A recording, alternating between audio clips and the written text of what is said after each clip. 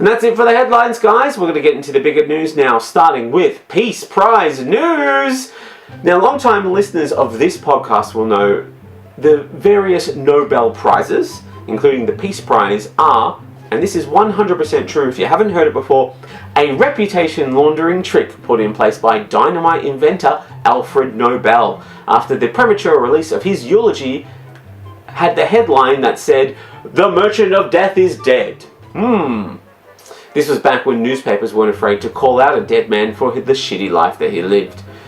The way papers are going now, when Jeff Bezos dies, his eulogy will simply read, "Jeff Bezos, job creator and man with full head of hair, dies tragically young at age 30. So it shouldn't come as a surprise to any of us that when they needed to clear the reputations of two terrible international figures at the same time, that FIFA president Gianni Infantino announced the creation of the FIFA Peace Prize, an award honouring exceptional actions for peace, such as not questioning how Qatar got the World Cup, letting Saudi Arabia host a women's tournament, bribery, not mentioning slave labour or oppression, and of course, collusion, because nothing brings people together like collusion.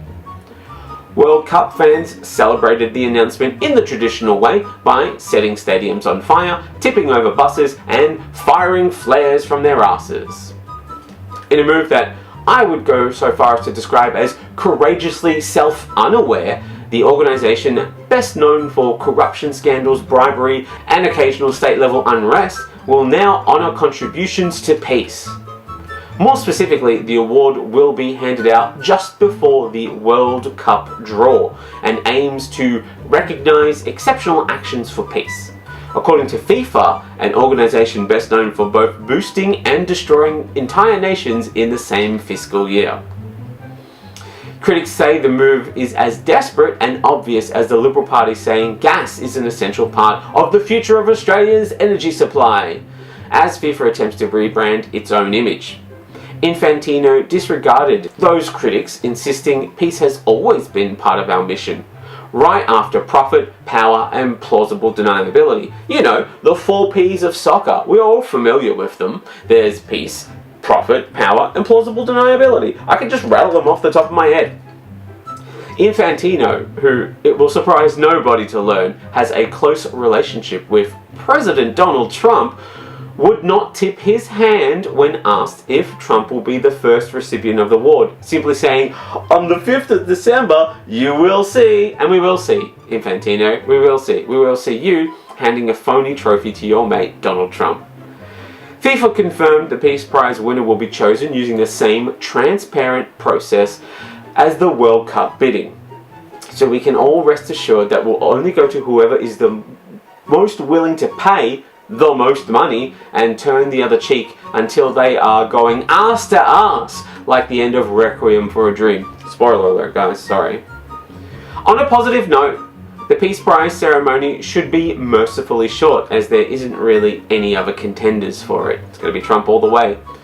Which is good, as if it went into overtime, it'd have to end in like a penalty shootout between ethics and optics, and I gotta tell you, neither of them really has what it takes to go the distance. When questioned on their qualifications, Infantino insisted FIFA was perfectly placed to promote peace, citing its long history of sparking riots every 4 years. It's like when police hire a criminal to catch a criminal, you know what I mean? Sometimes it takes a thief to recognize a thief, and sometimes it takes someone who is consistently destroying peace to know when someone is avoiding destroying peace. Makes sense to me.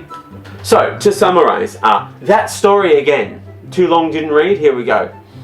The man who took a bribe from Qatar is responsible for corruption scandals, bribery, and occasional state-level unrest, overlooks human rights violations, and has been responsible for sparking riots every 4 years, is likely to be given a peace prize by an organisation who took a bribe from Qatar, is responsible for corruption scandals, bribery, and occasional state-level unrest, overlooks human rights violations, and has been responsible for sparking riots every 4 years.